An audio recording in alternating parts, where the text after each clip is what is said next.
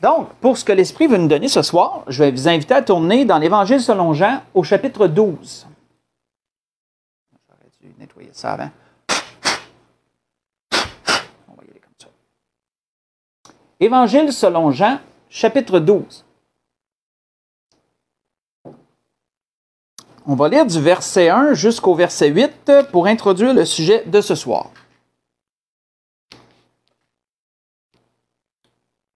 Donc, Jean chapitre 12, débutant au verset 1. Il est dit, 6 jours avant la Pâque, Jésus arriva à Béthanie, où était Lazare, qu'il avait ressuscité des morts.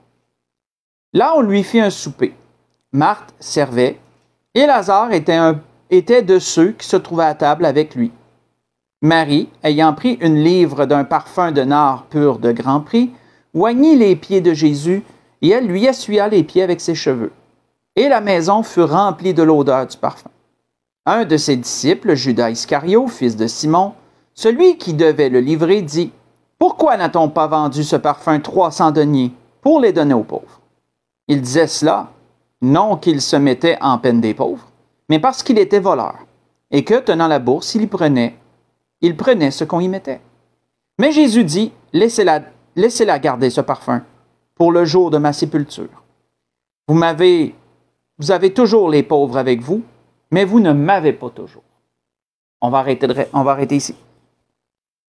Donc, dans ce qu'on vient de lire, on peut voir ici deux mentalités différentes se faire face. On pourrait dire être révélées. Deux mentalités différentes. Il y a deux personnes ici qui agissent de façon totalement différente envers Jésus. On voit premièrement Marie qui, elle, tourne toute son attention vers le Seigneur. Que pour elle, le Seigneur est ce qu'il y a de plus important, il est ce qu'il y a de plus précieux. Et on voit Judas, la mentalité de Judas, qui pour lui, le Seigneur est un homme comme un autre, puisque Judas a critiqué Marie pour ce qu'elle a fait, et Judas il a dit, ben on aurait pu le donner aux pauvres. On aurait pu donner ça aux pauvres. On aurait pu nourrir plusieurs personnes pauvres avec cela. Donc, de s'en servir pour une seule personne, c'est comme pas mal du gaspillage. On voit que Judas il amenait cette mentalité-là. Et Marie, elle amenait la mentalité que Jésus était tellement précieux pour elle, tellement unique, qu'il valait largement le prix de ce parfum. De ce qu'on en voit, ce qui fait que chacun a pensé de façon différente, ce qui se révèle à travers leurs agissements, c'est leur mentalité. Et ça, c'est important de le noter. Leur mentalité. Mais que veut dire le mot mentalité? Mentalité, selon le dictionnaire, c'est un ensemble des manières d'agir et de penser. Un état d'esprit. Donc, mentalité, c'est un ensemble des manières d'agir et de penser. Autrement dit, votre état d'esprit, quand vous, mettons, pensez à un tel sujet, comment vous allez agir envers ce sujet-là, ce que vous allez dire si c'est quelqu'un, va se manifester à travers de votre mentalité pour la chose en question. Hein? Puis on a une mentalité qui est associée à plein d'affaires. Je veux dire, envers une certaine personne, on va avoir une certaine mentalité. Envers un lieu, on peut avoir une certaine mentalité. Regardez, mettons, un exemple. Dans une épicerie, on va rentrer dans une épicerie, ça ne dérangera pas de faire du bruit avec le carrosse, on va jaser entre nous autres, on va toucher aux choses, et on va regarder beaucoup, on va poser des questions. Mais quand on rentre dans une église, et aussi dans une épicerie, on va y aller habillé à peu près comme de tous les jours. On va y aller habillé comme on est habillé, mettons, pour n'importe quoi. Là. On peut y aller sale parce qu'on vient de travailler, on peut y aller propre parce qu'on vient d'un autre endroit, on peut y aller en pantalon court parce qu'il a fait chaud durant la journée, puis on s'est mis en tenue à l'aise, vestimentaire, là. Puis on va à l'épicerie, puis c'est correct. Mais ça, c'est parce qu'on a une certaine mentalité à rapport avec l'épicerie. Mais l'Église, par exemple, l'Église, c'est autre chose. Hein? Dans l'Église, on va rentrer, on va faire attention. Quand on rentre dans l'Église, on fait attention de ne pas faire de bruit. On va dire bonjour aux gens, mais on va être beaucoup plus silencieux. On va assez rapidement, d'habitude, prendre notre place. On ne touchera pas à tout ce qu'il y a. Et pourquoi qu'on agit différemment dans une église que dans un supermarché, mettons? Bien, c'est parce qu'il y a une mentalité en arrière de ça. Il y a une mentalité pour chaque chose. Et la mentalité régit notre ensemble de nos agissements ou dans l'ensemble de nos pensées. Donc, c'est pour clarifier un peu, vulgariser un peu la mentalité. Mais la mentalité de Marie et la mentalité de Judas étaient très différentes. Et c'est pour ça que Marie, elle a agi d'une telle façon. Et c'est pour ça que Judas, lui, a parlé et agi de telle façon. L'Esprit veut nous faire voyager ce soir dans ces deux mentalités. Les comprendre. Les comprendre parce qu'elles englobent, je dirais, beaucoup de gens. La mentalité de Marie englobe une portion de personnes et la mentalité de Judas englobe une portion de personnes aussi. Quand on regarde premièrement la mentalité de Marie, d'où elle part cette mentalité-là? Quel est son début, on pourrait dire? Tournons ensemble dans Luc chapitre 7. Allons voir cela. D'où part le début, la mentalité de Marie? Dans Luc chapitre 7, on va faire un petit peu de lecture. On va aller une situation et c'est vraiment je dirais la première fois qu'on entend parler clairement de Marie, si je ne me trompe pas. Je ne me trompe pas. Dans Luc chapitre 7, débutons au verset 36, on voit qu'il est dit « Un pharisien pria Jésus de manger avec lui. Et Jésus entra dans la maison du pharisien, se mit à table. » Que ce soit un pharisien, ça aurait été un publicain. Jésus, lorsqu'il était invité, il y allait. Peu importe si c'était un pharisien ou un publicain, on invitait Jésus. Jésus y allait. Il se faisait un point d'honneur d'aller et de répondre à l'invitation qui lui avait été donnée. Et on voit que c'est un pharisien ici qui l'a invité. Jésus y est allé.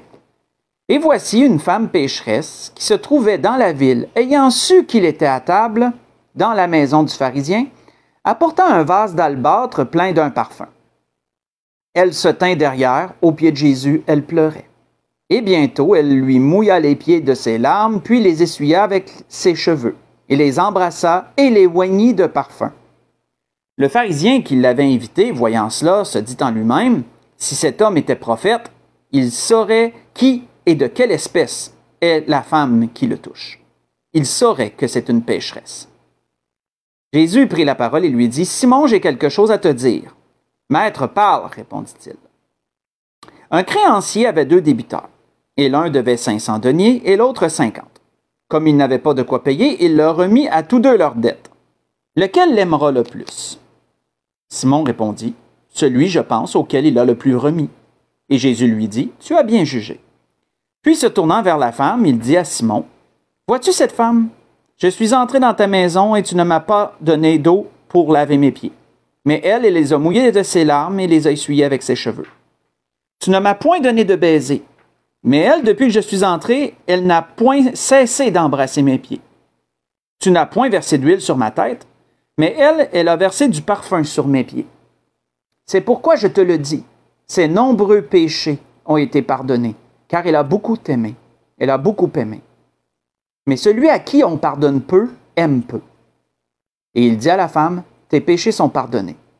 Ceux qui étaient à table avec lui se mirent à dire en eux-mêmes, qui est celui-ci qui pardonne même les péchés? Mais Jésus dit à la femme, ta foi t'a sauvée, va en paix. On peut voir ici la première, de ce qu'on croit être, la première rencontre entre Marie et le Seigneur. Il nous dit, démontrer ici comment Marie a été une femme profondément touchée par le Seigneur et profondément repentante, humiliée, repentante de son ancienne vie, de la façon qu'elle vivait. Et il nous est spécifié ici, et c'est assez clairement mentionné, que c'était une grande pécheresse, que c'était une pécheresse. De ce que plusieurs croient, de ce que plusieurs exégètes qui ont étudié les écrits croient, ils croient qu'elle était une prostituée. Et c'est très plausible. Que probablement Marie était une prostituée. Premièrement, parce que quand quelqu'un était qualifié de grande pécheresse, autrement dit, c'était connu. C'était pas ici quelque chose de caché. C'était pas une femme qui avait été surprise à m'amener dans un lieu obscur. Elle était reconnue pour ses péchés. C'est pour ça que le pharisien il a dit à Jésus, s'il savait, ben, il n'a pas dit à Jésus, il a dit de Jésus, il a dit s'il savait de quelle espèce est la femme qui le touche. Donc ça nous donne l'indice que même Simon, le pharisien, savait qui était cette femme, il savait ce qu'elle faisait. Donc, on voit que la thèse d'une prostituée est entièrement plausible. Et Jésus a parlé aussi de nombreux péchés. Jésus, à la fin, il a dit, c'est pourquoi ces nombreux péchés lui sont pardonnés. Parce que Jésus aussi savait de quelle était cette femme, de quelle espèce était cette femme. Mais ce que le Seigneur savait aussi, c'est que cette femme s'était profondément repentie. Elle l'avait démontré en manifestant un amour envers le Seigneur qui n'avait pas été manifesté par Simon. Tous ces manques à l'hospitalité de l'époque, elle les avait toutes comblés à la place du pharisien. Elle les avait toutes comblées.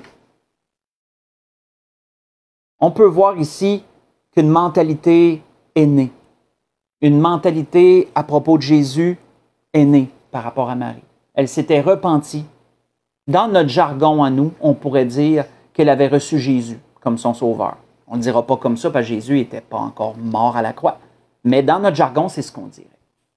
Le Seigneur lui a dit que ses nombreux péchés étaient pardonnés. Elle était lavée. Elle était purifiée. Et le Seigneur a dit, va en paix. Ta foi t'a sauvé. Ta foi t'a sauvé. Va en paix. On voit que par la suite, ces agissements à Marie ont démontré la mentalité qu'elle avait à propos du Seigneur. On voit que plus tard, Jésus est allé dans sa maison, dans la maison d'elle et de sa sœur, Marthe et Marie, c'est la même. Jésus est allé là, il s'est arrêté là avec ses disciples, puis on voit que Marie, elle, la première chose qu'elle a faite, elle s'est assise au pied du Seigneur, puis elle a écouté tout ce qu'il avait à dire. Pour elle, Jésus, c'était son centre d'attention. C'était lui le plus important. Tout ce qu'il avait à dire était important. Toutes les autres tâches pouvaient attendre.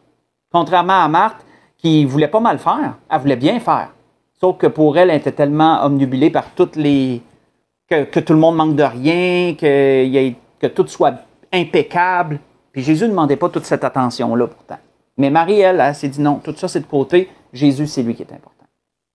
Alors, vous voyez ça dans Luc 10, verset 38, de 38 à 41. On voit que lorsque son frère Lazare à Marie est tombé malade, le frère à Marie, Lazare, lorsqu'il est tombé malade, Marie, elle avait tellement mis d'espoir en Jésus. Parce qu'elle avait la certitude qu'il était capable de guérir son frère. Et c'est pour ça que quand Jésus est arrivé plus tard, après que Lazare soit mort, elle lui a fait le reproche, elle lui a dit, si tu avais été là, si tu avais été là, mon frère serait encore vivant. Tu l'aurais guéri. Vous voyez ça dans Jean 11, Jean 11, verset 32. On voit où ce qu'on a là en introduction, que lorsque Jésus est allé à nouveau manger avec eux, lui et ses disciples, bien, à nouveau, elle lui a versé du parfum sur les pieds, une deuxième fois. Et elle lui a encore essuyé avec ses cheveux. Toujours dans cette même attitude d'humilité, comment qu'elle aimait le Seigneur, puis elle le démontrait. On voit que à peu près 2 jours avant la Pâque, un petit peu plus tard, Marie a été encore plus loin. Allons voir ça dans Marc 14. Marie, elle a été encore plus loin. Dans Marc chapitre 14. Qu'est-ce que Marie a fait? Marc chapitre 14, on va lire du verset 3 jusqu'au verset 9. On voit que peu de temps avant que Jésus soit amené pour souffrir, dans le fond, Marie a fait encore une chose. Il est dit dans Marc chapitre 14, à partir du verset 3, il est dit « Comme Jésus était à Béthanie, dans la maison de Simon le lépreux, une femme entra, pendant qu'il se trouvait à table. Elle tenait un vase d'albâtre qui renfermait un parfum de nard pur de grand prix.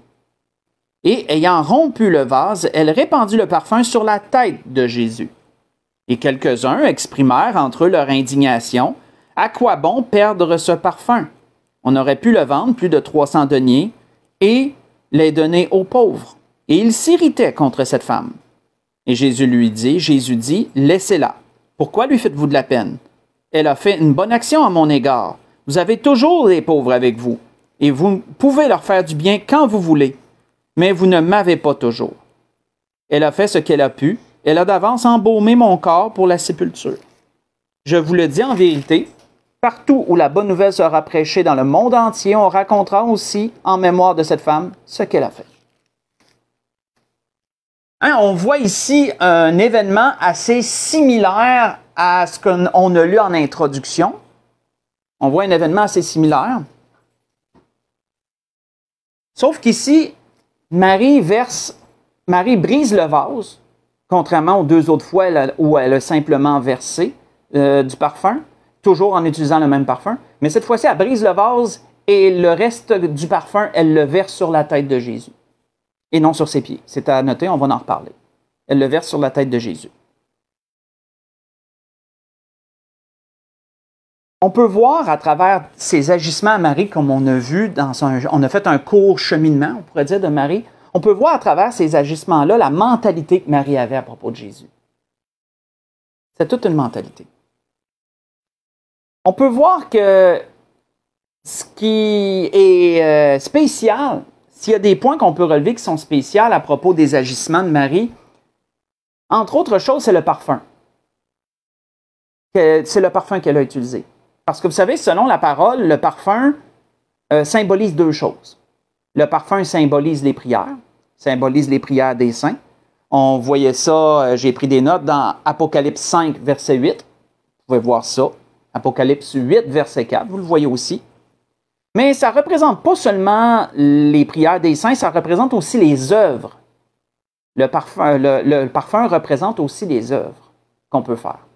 Vous voyez cela, entre autres, dans Philippiens 4, versets 17 et 18, où l'apôtre Paul le relève lorsque cette Église lui a généreusement fait un don, envoyé un don pour l'aider dans son ministère, et qu'il leur a dit qu'ils recevaient leur action comme un parfum de bonne odeur, une offrande à Dieu qui était agréée.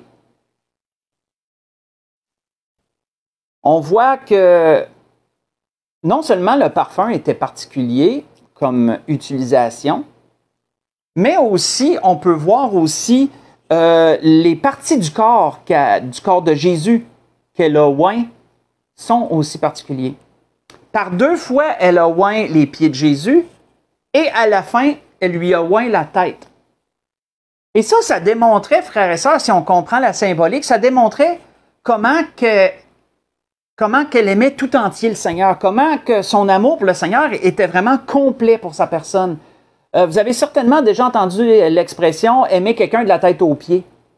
Je ne sais pas si vous avez déjà entendu cette expression-là, mais si on aime quelqu'un de la tête aux pieds, ça veut dire qu'il n'y a pas grand-chose que tu n'aimes pas de lui. Hein? Tu l'aimes tout. Je veux dire, toute sa personne, tu l'aimes. Bien, on pourrait dire que Marie aimait Jésus de la tête aux pieds. Hein? On voit une symbolique à travers les parties qu'elle a oint pour démontrer qu'elle aimait Jésus dans sa totalité, dans sa globalité, dans toute sa personne. Dans toute sa personne.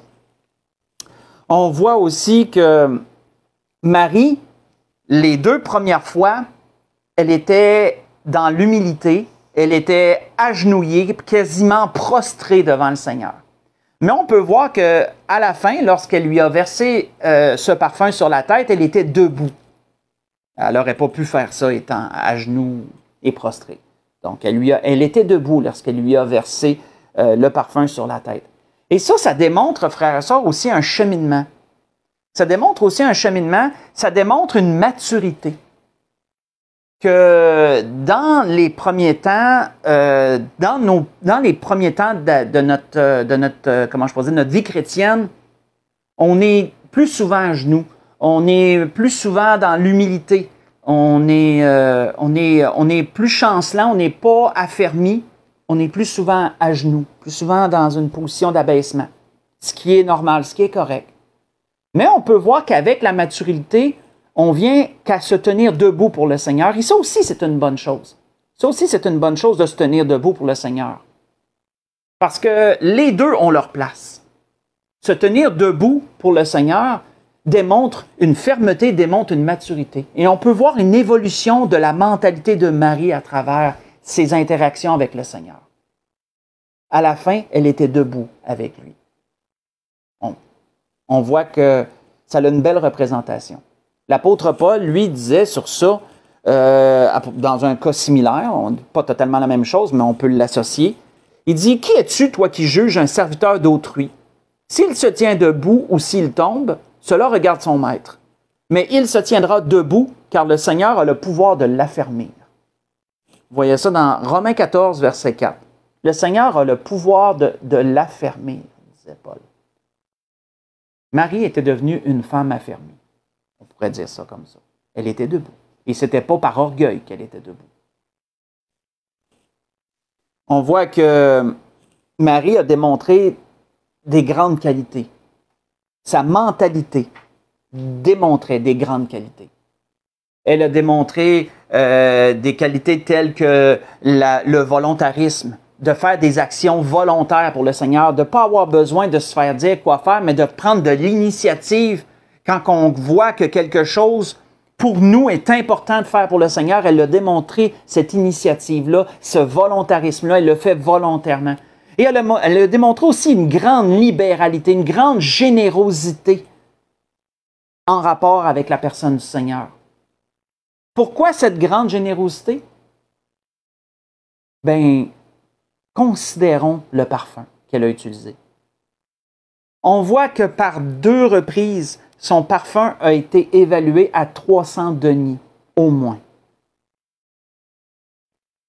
Si vous faites un lien, juste pour nous donner un ordre d'idée, là, à ce temps-là, une journée de salaire moyenne équivalait à 1 denier. Souvenez-vous de ça. C'est dans Matthieu 20, verset 10. Le Seigneur en a apporté une parabole d'ailleurs après cela. La parabole des ouvriers, que c'est l'ouvrier de la première heure jusqu'au ouvrier de la dernière heure, ils ont tous reçu 1 denier. Ils ont reçu une journée de salaire. Une journée, 1 denier, et le parfum que Marie a utilisé pour oindre le Seigneur, 300 deniers. C'est quasiment une année de salaire. Si on fait le comparatif, là, quasiment une année de salaire que Marie a utilisé pour verser sur le Seigneur. Elle aurait bien pu pas le faire. Le Seigneur n'avait pas besoin d'être parfumé. Il ne sentait certainement pas si mauvais que ça. Mais Marie ne l'a pas fait pour cette raison-là, bien sûr. Marie, elle l'a fait par la considération qu'elle avait pour le Seigneur. Sa mentalité. Dans sa mentalité, Jésus était ce qu'il y avait de plus important. Il méritait ce qu'il y avait de mieux. Et ce qu'elle avait de mieux, c'était ce parfum qui est dit à 2 endroits de grand prix. On peut comprendre pourquoi. Qui valait quasiment une année de salaire, son parfum. Oui, elle avait démontré ces choses. Et frères et sœurs, c'est des qualités que ceux qui ont la mentalité tournée vers le Seigneur, ces gens-là, ceux qui sont comme ça, qui ont cette mentalité-là, qui ont la mentalité de Marie, ils vont avoir la même considération que Marie pour le Seigneur. Ça va être des gens volontaires pour le Seigneur, ça va être des gens généreux, ça va être des gens avec beaucoup de libéralité. C'est les grandes qualités que l'apôtre Paul avait relevées, ça, lorsqu'il avait parlé aux Corinthiens. Faites juste écouter. Lorsque l'apôtre Paul avait parlé aux Corinthiens, il avait parlé de ces 2 grandes qualités-là. L'apôtre Paul avait dit aux Corinthiens, « Nous vous faisons connaître, frères, la grâce de Dieu qui s'est manifestée dans les églises de la Macédoine. Au milieu de beaucoup de tribulations que les ont éprouvées, leur joie débordante et leur pauvreté profonde ont produit avec abondance de riches libéralités de leur part. Ils ont, je l'atteste, donné volontairement, selon leurs moyens et même au-delà de leurs moyens, nous demandant avec grande instance la grâce de prendre part à l'assistance destinée aux saints. » Vous voyez ça dans 2 Corinthiens 8, verset 1 au verset 4, ce que je vous ai lu. Et cet endroit, ce que je vous ai lu, fait référence à l'apôtre Paul qui ramassait des dons pour aider les Juifs parce qu'ils ont vécu une grande famine, puis il y avait beaucoup de besoins. Il y avait beaucoup de besoins à Jérusalem et dans les environs. Tandis que dans beaucoup d'autres territoires où les églises s'étaient implantées, cette famine-là n'était pas là. Je ne sais pas si c'est une sécheresse ou quoi, mais ce besoin-là n'était pas. Et on voit que l'appel de l'apôtre Paul, bien, les Corinthiens ont été les premiers à le proposer. C'est eux qui ont proposé la collecte, sauf qu'ils ont été les derniers à donner. Mais l'apôtre Paul, en voulant les inciter à prendre position pour ce qu'ils avaient eux-mêmes proposé, mais l'apôtre Paul là, parlait de la générosité des églises, de d'autres églises, qui, même s'ils étaient pauvres, ils avaient produit de riches libéralités. Autrement dit, ils s'étaient donné même au-delà de ce qui aurait été nécessaire. Puis aussi qu'ils l'avaient fait volontairement. Donc, ces deux grandes qualités-là sont relevées dans ce qu'on a lu là. On a parlé beaucoup de Marie. Parlons un peu de Judas maintenant, parce qu'on a vu la mentalité de Marie. On a fait le tour de sa mentalité, on a fait un peu un condensé rapide de son cheminement, comment cette mentalité-là s'est développée après qu'elle soit venue au Seigneur avec humilité, étant repentante de ses péchés, voulant changer. Et elle a changé. On peut le voir à travers son cheminement. Sa mentalité démontre cela. Quand on regarde Judas, pas grand-chose, je dirais, que la Bible peut nous dire à propos de Judas. Pas grand-chose à dire. La parole n'a pas grand-chose à dire à propos de Judas. On voit dans, pas besoin de tourner, vous pouvez le prendre en note, dans Matthieu 10, versets 1 à 4, que c'est le Seigneur qui l'a choisi. Le Seigneur, lorsqu'il a choisi ses disciples, le Seigneur a choisi Judas aussi. Puis on ne faut pas penser que le Seigneur s'est trompé. Pas penser que le Seigneur ne connaissait pas son cœur. Non. Le Seigneur savait que certaines choses devaient arriver parce que c'était prophétisé. C'était déjà prophétisé par les prophètes que le Seigneur serait trahi et vendu. On voit que le Seigneur a été dans le sens des prophéties pour que tout s'accomplisse. Et donc, Judas a été choisi par le Seigneur comme étant l'un des 12. On voit que Judas, dans sa façon d'aborder le Seigneur, on peut voir qu'il l'appelait toujours Rabbi, qui veut dire maître. Hein? C'est un peu un titre respectueux. Vous pouvez voir ça entre autres dans Matthieu 26, verset 25. Que Judas avait la coutume de parler à Jésus d'une façon respectueuse, en lui donnant le titre de maître. Mais Judas parlait à Jésus de la même façon que les pharisiens et les sadducéens parlaient à Jésus, parce que les pharisiens et les sadducéens aussi s'adressaient à Jésus comme étant maître. Hein? C'est un titre respectueux, mais ça ne veut pas dire qu'il y avait le respect en arrière qu'il venait avec, là, parce qu'il cherchait toujours à le prendre en défaut, mais il l'appelait Rabbi. Hein? Les pharisiens et les sadducéens appelaient Jésus Rabbi, comme Judas. On voit que Judas appelait le Seigneur Rabbi, mais il ne l'a jamais appelé maître. Il appelait Jésus Rabbi, mais il ne l'a jamais appelé Seigneur. Vous ne verrez pas nulle part que Judas a appelé Jésus Seigneur, contrairement à d'autres, comme Pierre, qui ont appelé Jésus Seigneur. On peut voir un peu que Judas, c'est difficile à déceler, là, mais du peu qu'on a, on peut voir que Judas avait un respect de base pour le Seigneur, mais pour lui, Jésus était un homme au même égal que les autres. Un homme spécial, certes, mais comme on va le voir plus tard, un homme qui était quand même vendable, échangeable. On voit que son attachement aux biens matériels, Judas, dans ce qu'on a lu en introduction, il nous a beaucoup révélé de choses à propos de Judas. Juste là, il nous en a révélé beaucoup. Judas avait un grand attachement aux choses matérielles. Il était très matérialiste, Judas. Un homme à l'argent, comme on dirait dans notre jargon. Et on voit qu'on l'a vu... Jean nous fait mention que Judas est un voleur, que Judas, son avarice, son appât du gain était tel qu'il volait dans la bourse, il pigeait dans la bourse. On l'a noté plusieurs fois, on l'a relevé à quelques reprises. On voit que Judas a été celui qui a critiqué Marie. Hein? Ces deux mentalités-là vont se choquer mutuellement.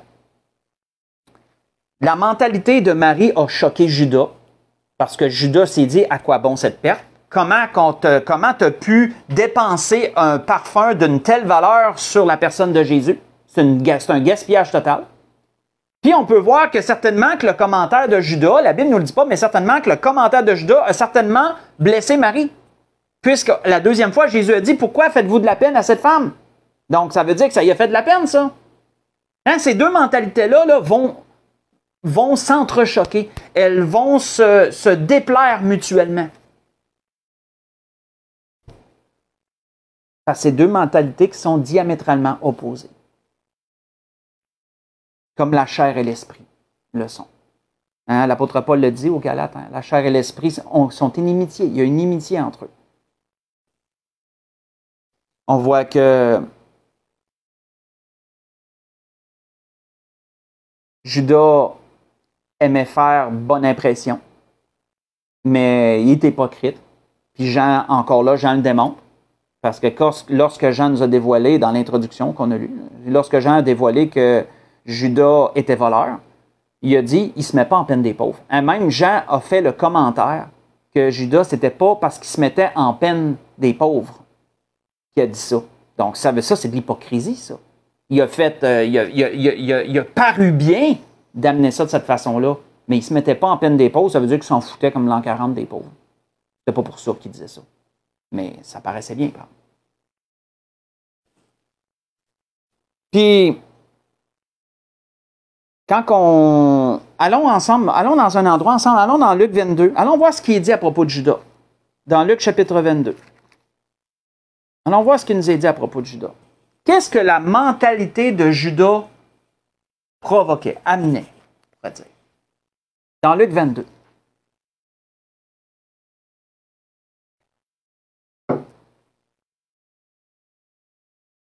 Parce que suite à ce qui s'est passé dans notre introduction qu'on a lue, on sait que Judas a été profondément choqué par l'offrande que Marie a faite avec son parfum. On voit qu'il nous est dit dans Luc 22, si on lit du verset 1 à 6, il dit « La fête des pains sans levain, appelée la Pâque, approchait, et les principaux sacrificateurs et les scribes cherchaient les moyens de faire mourir Jésus, car ils craignaient le peuple. Or, Satan entra dans Judas. » Ça, on va revenir là-dessus. Or, Satan entra dans Judas, surnommé Iscario, qui était du nombre des 12. Et Judas alla s'entendre avec les principaux sacrificateurs et les chefs des gardes sur la manière de le leur livrer. Ils furent dans la joie et ils convinrent de lui donner de l'argent. Et après s'être engagés, ils cherchaient une occasion favorable pour leur livrer Jésus à l'insu de la foule. Remarquez ce qui nous est dit ici. Prenez note ce qui nous est dit ici que Satan entra dans Judas. La mentalité de Judas, frères et sœurs, est un terrain fertile pour le diable. La mentalité de Judas était une invitation. C'est une invitation pour le diable. Pas une invitation directe, certainement que Judas n'a jamais dit au diable, « Viens-t'en! Viens, rentre dans moi, là! » Certainement que jamais Judas a pensé à ça. Sauf que sa mentalité était une invitation pour le diable. Judas n'était pas armé, n'était pas capable de résister au diable. Vous savez, quand l'apôtre Paul dit aux Éphésiens, il dit « Ne donnez pas accès au diable », c'est complètement le contraire. La mentalité de Judas donnait un plein accès au diable. Et pour le diable, d'entrer dans Judas, ça n'a pas été chose difficile. Ça n'a pas été chose difficile. La Bible nous dit que Satan entra dans Judas. Et que Judas a pensé que ça venait de lui, l'idée de livrer Jésus, mais il ne pensait pas que ça venait de l'autre en arrière. Ça venait du diable en arrière de lui. Judas a été manipulé par le diable, comme beaucoup de monde sont manipulés par le diable de nos jours. Parce que la mentalité mondaine de Judas est omniprésente dans le monde. Est omniprésente dans le monde. Et malheureusement, la mentalité de Judas a fait sa place, a s'est glissée, a s'est immiscée dans les églises aussi. Ça, c'est très triste. Ça, c'est très triste. On voit que Judas n'a pas été capable de faire ce que Jacques disait. Qu'est-ce que Jacques disait? « Soumettez-vous donc à Dieu, résistez au diable, et il fuira loin de vous. » Vous voyez ça dans Jacques 4, verset 7. Quelqu'un qui a la mentalité de Marie, ça ne veut pas dire que Satan ne l'achalera pas. Ah, et Satan va s'essayer. Sauf que la personne qui a la mentalité de Marie, elle va être capable de lui résister. Elle son terrain, si je peux l'expliquer comme ça, n'est pas fertile pour le diable. C'est sanctifié, c'est un terrain sanctifié. Et donc, le diable aura beaucoup plus de difficultés. Et la personne qui a cette mentalité-là de Marie, une mentalité spirituelle, qu'on pourrait dire, de l'esprit, elle est armée. Elle est armée pour se défendre et pour attaquer. Elle est capable de résister au diable. Et ça ne veut pas dire que le diable va réussir à avoir son accès. Parce que Jacques disait, résistez-lui avec une foi ferme, et il va fuir. Il va fuir. Il va avoir peur. Il va s'en aller. Ça ne veut pas dire pour toujours, mais il va s'en aller. C'était ce que l'Esprit voulait nous parler ce soir à propos de deux mentalités. Hein, qu'on a vu là, on a vu deux mentalités. On a vu la mentalité de Marie, on a vu la mentalité de Judas. On a vu une mentalité qui est de l'esprit, une mentalité spirituelle, et on a vu une mentalité mondaine, une mentalité charnelle. L'Esprit voulait nous démontrer ce soir, nous donner cette image ce soir, nous montrer la différence entre les deux, qui ont une grosse différence. C'est le jour et la nuit, somme toute, parce qu'ils sont diamétralement opposés. Et ils se choquent mutuellement, ces deux mentalités-là se choquent. Pour conclure, ce que l'Esprit a voulu nous donner, on va voir, l'apôtre Paul en parle de ces deux mentalités-là. Et on va aller voir ça pour conclure dans 1 Corinthiens 3. Et on va conclure là-dessus. Dans 1 Corinthiens chapitre 3. 1 Corinthiens chapitre 2, excusez-moi. 1 Corinthiens chapitre 2. Débutant au verset 11. Débutant au verset 11 jusqu'au verset 16. Donc l'apôtre Paul dit aux Corinthiens, « Qui donc parmi les hommes connaît les choses de l'homme, si ce n'est de l'esprit de l'homme qui est en lui? De même, personne ne connaît les choses de Dieu, si ce n'est l'esprit de Dieu. » Hein, pour démystifier, pour vulgariser ce que l'apôtre Paul venait de dire ici, ça prend l'esprit de l'homme pour connaître les choses de l'homme. Autrement dit, les choses qui s'appliquent aux choses ici-bas, mais ça prend des mentalités d'hommes pour les comprendre, pour les apprécier, pour en jouir, somme toute. Que ce soit des loisirs, que ce soit des métiers, etc. Hein, l'esprit de l'homme comprend les choses qui viennent de l'homme, les choses matérielles de ce monde. Mais de même, ce qui vient de l'esprit peut être compris que par ceux qui ont une mentalité spirituelle, qui sont nés de nouveau, qui ont reçu Jésus comme leur Sauveur et Seigneur, qui ont entrepris cette relation-là à travers Jésus-Christ, avec Dieu le Père, qui ont entrepris leur relation avec Dieu à travers Jésus-Christ. Ce qui amène une mentalité spirituelle, la mentalité de Marie, somme toute. Et ça prend cette mentalité-là pour comprendre les choses de l'esprit. Tu ne peux pas les comprendre avec ta mentalité charnelle, ces choses-là. Une mentalité mondaine ne comprendra pas les choses de l'esprit. Elles seront une folie pour lui. Un peu comme Judas trouvait que c'était une folie ce que Marie avait fait. Or, est-il dit au verset 12, « Nous n'avons pas reçu l'esprit du monde, mais l'esprit qui vient de Dieu, afin que nous connaissions les choses de Dieu, que Dieu nous a données, excusez-moi, par sa grâce. Et nous en parlons, non avec des discours qu'enseigne la sagesse humaine, mais avec ceux qu'enseigne l'Esprit, employant un langage spirituel pour les choses spirituelles. Mais l'homme animal ne reçoit pas les choses de l'Esprit de Dieu, car elles sont une folie pour lui. Faites référence à ce que je vous ai dit à propos de Judas puis Marie.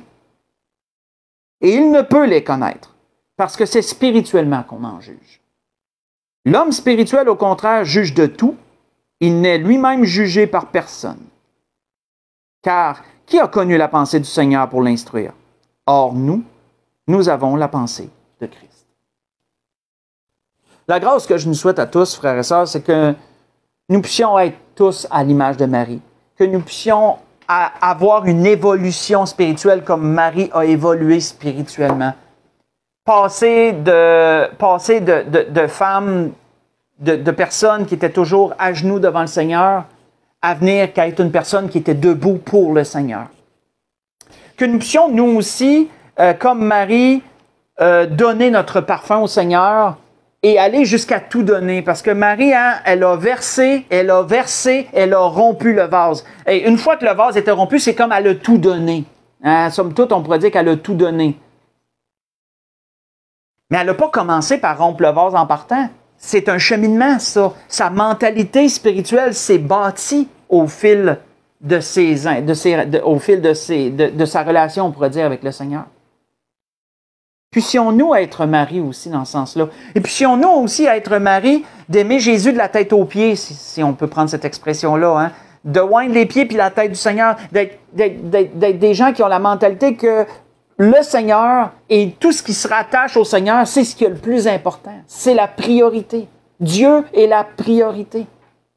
Jésus est la priorité. Son Église, qui est son corps, est une priorité. Puissions-nous avoir la mentalité de Marie. Être des maris, somme toute. Et puissions-nous nous éloigner de la mentalité de Judas. Parce que cette mentalité-là, elle est charnelle, elle est diabolique. Elle est rattachée qu'aux choses de la terre. C'est ce que le monde enseigne. Le monde enseigne le matérialisme. De plus en plus, la sphère spirituelle, elle est rejetée par le monde. Elle est abandonnée par le monde. Et seulement la sphère matérielle, seulement le domaine matériel est mis en avant-plan. Nous sommes dans l'ère du matérialisme. Nous sommes dans cette ère-là. Et la mentalité de Judas, elle est prônée, elle est enseignée comme étant la seule mentalité. Mais non, l'Église doit conserver la mentalité de Marie et enseigner la mentalité de Marie. Parce que c'est avec cette mentalité-là qu'on va prendre l'enlèvement. Et c'est avec cette mentalité-là qu'on va se sanctifier pour le Seigneur. C'est avec cette mentalité-là qu'on va persévérer jusqu'à la fin. C'était ce que l'Esprit voulait nous donner ce soir. Donc, je voudrais vous souhaiter à tous et à toutes un bon restant de semaine. Que le Seigneur vous bénisse, qu'il vous dirige en toutes choses et qu'il vous accorde ses grâces en abondance. Je vous aime. Bon restant de semaine à tous.